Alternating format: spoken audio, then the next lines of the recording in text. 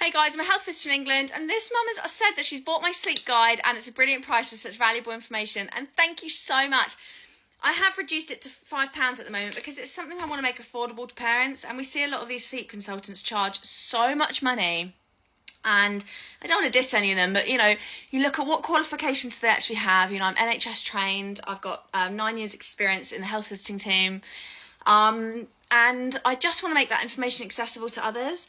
So yeah, it's £5 at the moment, and it talks about how to teach your baby to self-settle without leaving them to cry. It talks about nap gaps. It talks about the 4-month sleep regression. It talks about high and low sleep needs. It talks about early rising. But yeah, this mum also says, for the pick up, put down method, do you leave the room whilst your baby is trying to settle? Now, firstly, ideally the room is dark enough, if possible, that baby can't see you anyway.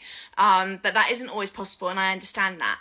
So I would suggest, if baby is crying, then you're going to be picking them up immediately anyway. For anyone that doesn't know or hasn't seen a video, my technique is that it's very gentle, and I recommend to parents the pick up, put down method.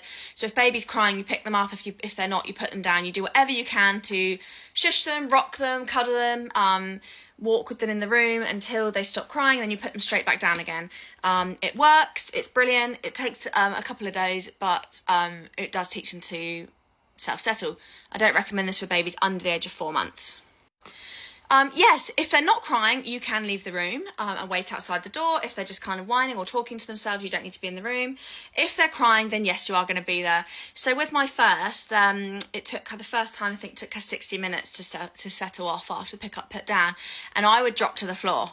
I'd put her in bed, in her crib, and then I'd drop to the floor and hide. And then when she needed picking back up, I was right there. So you don't have to, they don't need to see you if they're fine and settled. It's just for ease for you if they are crying. So I hope that helps and answers your question. And thank you for the positive feedback.